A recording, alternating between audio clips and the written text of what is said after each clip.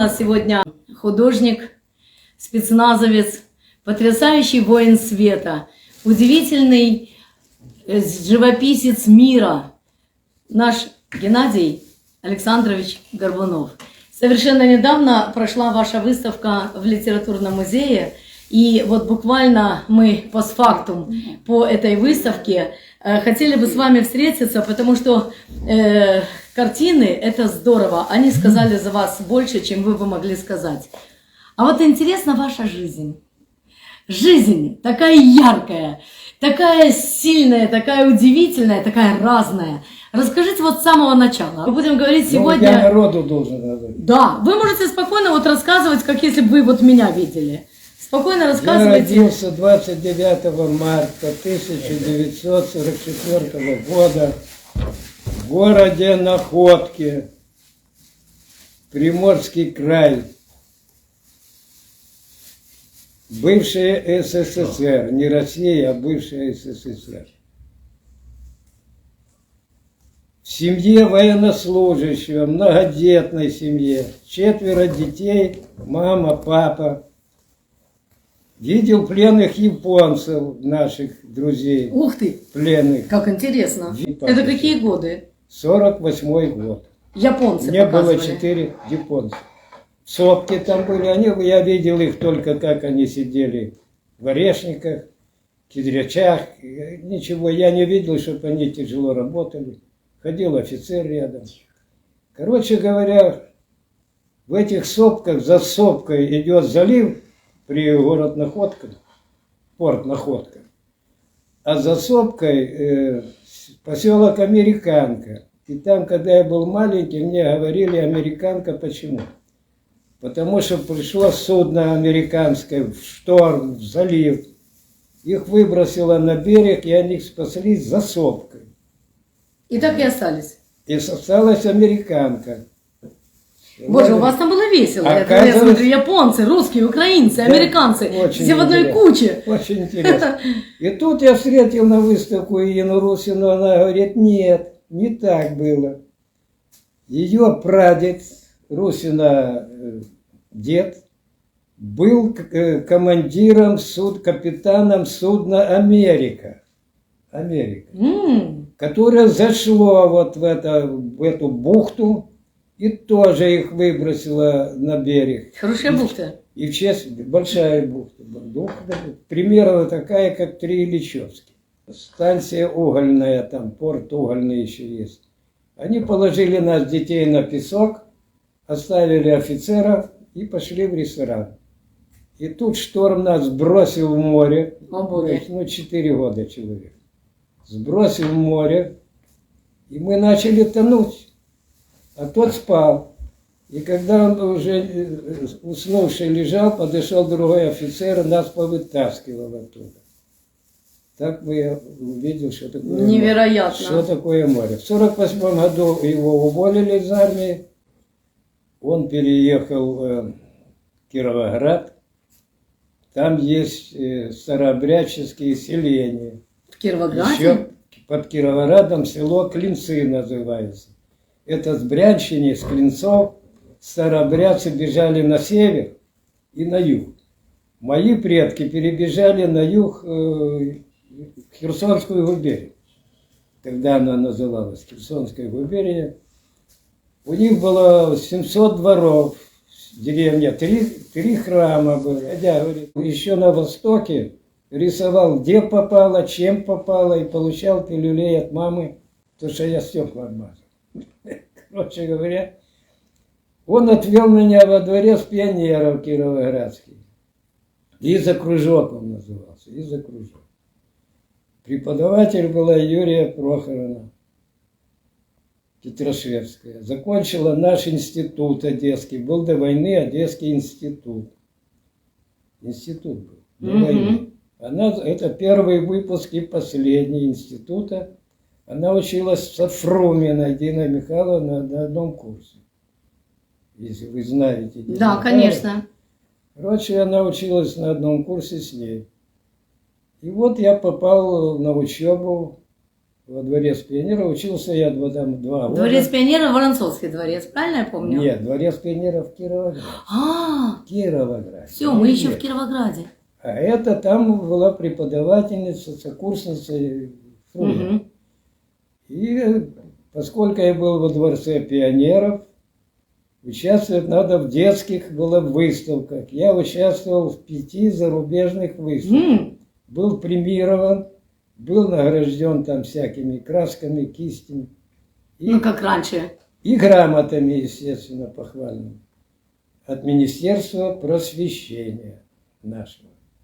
Я был, значит, участником международной выставки в Сирии, в Египте, в Румынии. Это в те годы еще? Да, в те годы. М. И даже в Индии. А я даже не слышала, что такие выставки У были. меня есть Конкурс. у меня Я есть понимаю. документы. Просто видите, какие интересные факты. И это все делала Киев. Киев устраивал эти выставки. Короче, после меня не понравилось 2 года там учиться. А рисовать же я хотел. Я заходил в канцтовары, денег у меня не было. Какой у меня денег был? Заходил и брал эти акварельные кисточки и проверял их. Как они, Мгм. как они... Тонкие как- становятся на Как конце, они да. хороши. И смотрел на акварель, с палитрами были такие акварели. Ну, самые-самые дешевые. Да. И зашел старший товарищ, мой приятель, по клинцам, он был там у дедушки, но он был старше года на 4. И я его спрашиваю, куда ты идешь? Он тоже пришел, только альбом купил, 3,20 был дорогой альбом. Он покупал, а куда ты идешь? В студию. Какую еще студию? Я знал киностудию, Мгм. есть еще изо-студию. Идем в изо-студию. Ну, я пошел за ней, идем посмотрим. Сидело человек 50. М.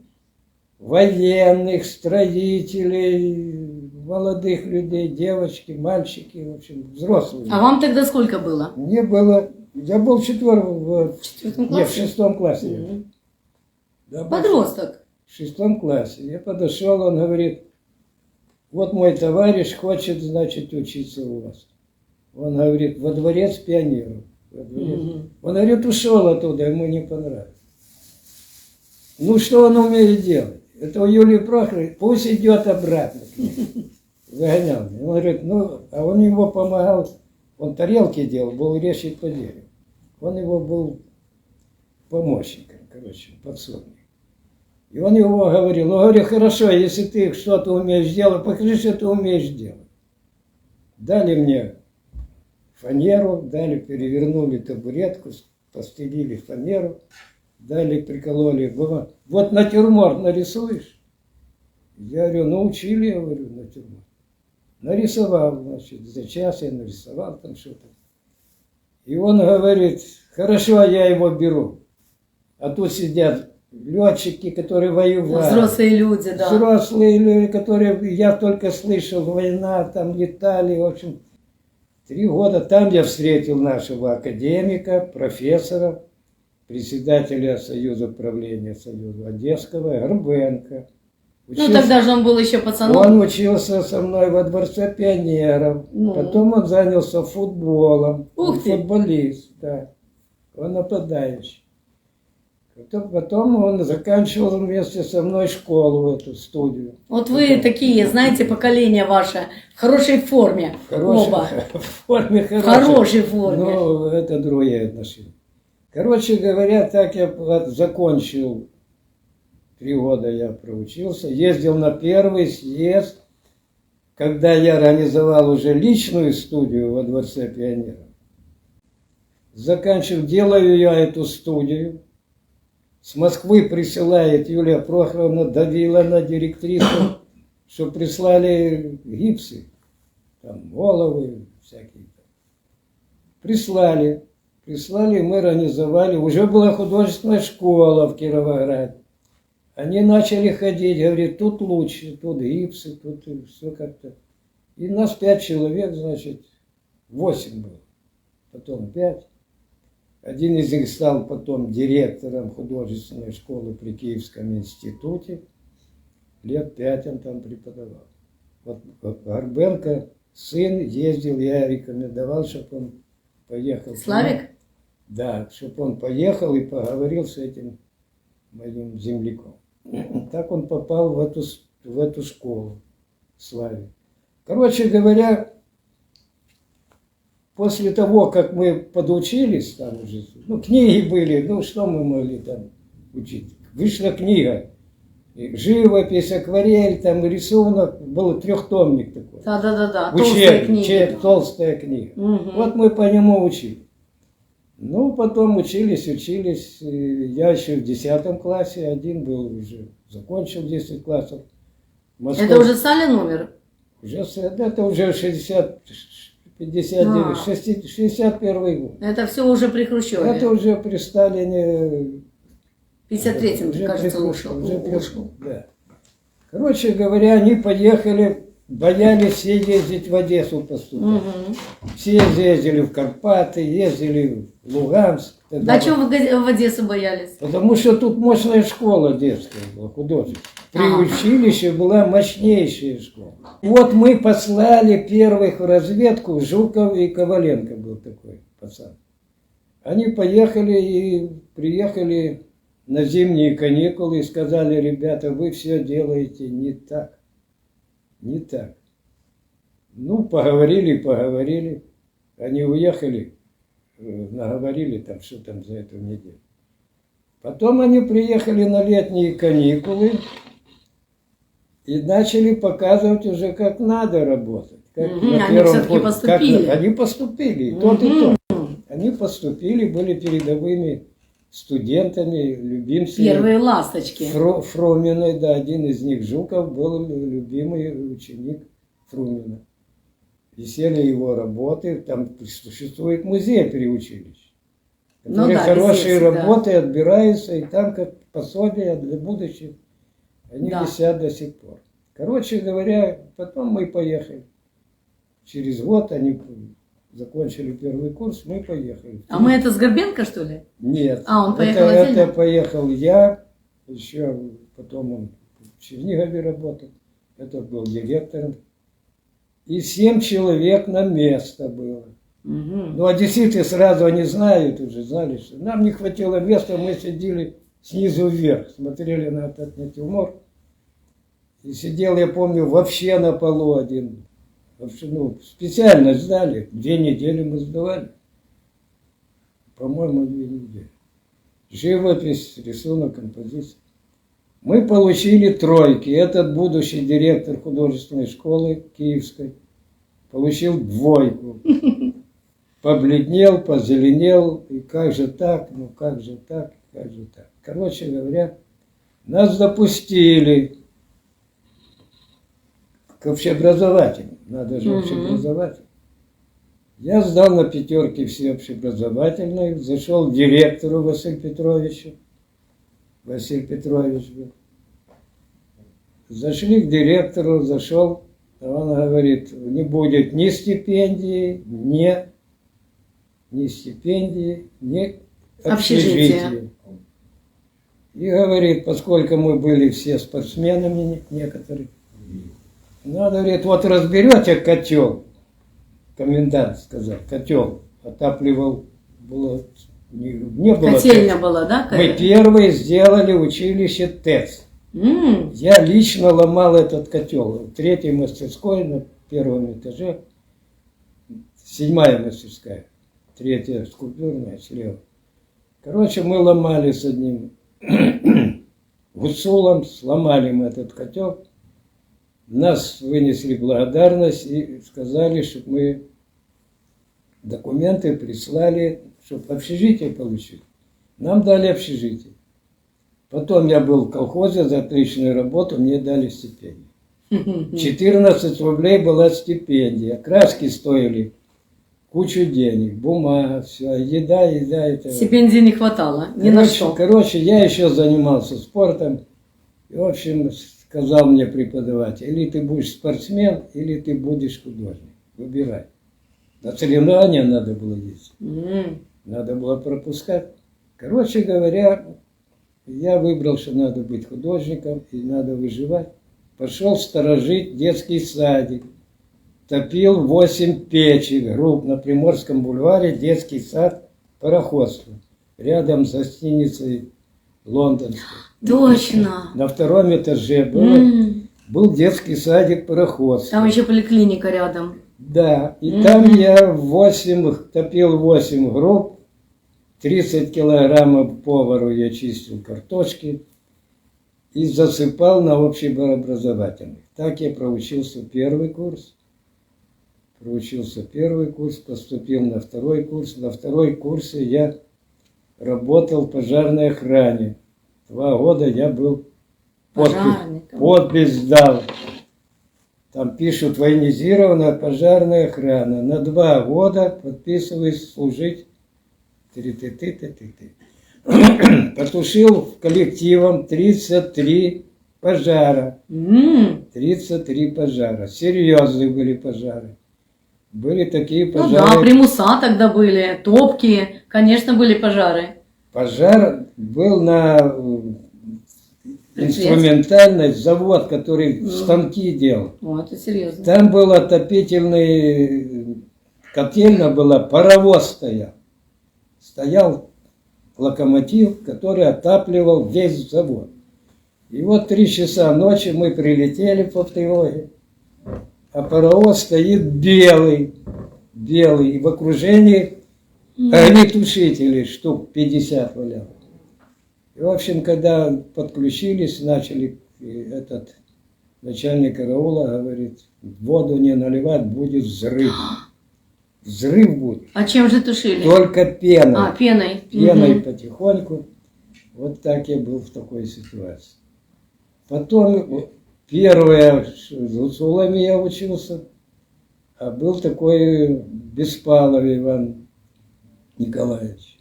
Он ездил туда к героям со труда в колхозы, хорошо зарабатывал. Здесь его картина в справочниках. Короче, я учился с Уцулами. Говорит, мы степи знаем Украину. Покажи свою родину. Это первая поездка была в Карпаты в 1963 году, в июле месяце. Мы поехали, и Беспалов сказал, в горы не ходить, я за вас отвечать не буду. Ну, мы начали срываться. Короче говоря, приехали, Филипенко был Валентин Владимирович. После академии первый курс вел он, курс Б. Первый курс Б, там, где Крыжантовская училась. Крыжевская. Светлана. Света Крыжевская, Григорьевна. Гармидер Гена. Вот там они, наверное, познакомились. Гервис, да, там же они и познакомились. Короче говоря, приехали мы, а Филипп поехал сдавать картину в город. Бросил курс, короче. И один прекрасный день, значит, нам сказали, 8 часов отбой, никаких гулянок, ничего. И что он первый сделали его курс? Он 12 часов ночи по Косову прошел и спели песню одесскую «Море мы выходим, как пираты». И пришел, вызвали к директору училища их и сказали, уважаемые, домой. Уважаемые пираты. Пираты, Да, домой. домой. Пошли, я Уцулу говорю, иди поговори на своем языке с ним, что мы будем хорошие. И этот Юра Белонюк пошел, поговорил, он оставил, 8 часов, чтобы вы все были. Отбой. Отбой. Короче говоря, мы срывались в горы. Вот молодежь. Работали, потому что Карпаты надо было видеть. Ну, одним словом, мы приехали сюда, в Одессу с практикой. Фрумина забрала все в фонд, все работы. Удачные были работы. Все удачные. Сколько у меня был первый разряд по самбо, я попал в воздушные десанты и войска. Угу. И первый разряд у меня был по стрельбе. То есть сюда бы кого не брали? И я попал среди рослых пацанов, которых я потом видел и с ними служил. Короче, в 1966 году я пришел с армии. Уже 5-годичной системы не было, была 4-годичная система. 4 года сделали. Да. И меня Людмила Валерьяновна говорила: Геннадий, надо сдать за то, что ты... Я говорю, я же служил, как я могу сдать? Я не знаю, приказ, чтобы вы все... Ну, пришли, многие дембеля пришли, и им претензии, что же вы пока не сдадите ничего. Я говорю, Людмила Валерьяновна, поставьте нам любые оценки, кроме двоек, чтобы мы только доучили. И уже было 4 года, я пошел в форме, пошел по мастерским, и зашел в 25-ю мастерскую. Там были художественно-оформительское отделение. Первое было Старого, технику. Призвали туда. Я говорю, как вы учитесь? Она говорит, учится рисование, живопись, композиция только декоративная. И там история искусств. Но живопись и рисунка больше, чем на художественном оформлении. На художественном. Преподаватели черчения рисования нас учили. То есть вы быстро перебрались туда, где больше живописи? Ну, я посидел, зашел к Ваське. Васька, я говорю, Василий Петрович, вперед. Васька Петрович, Василий перевози меня. Я говорю, как мне? Все уже перебежали, говорю. Нет мест.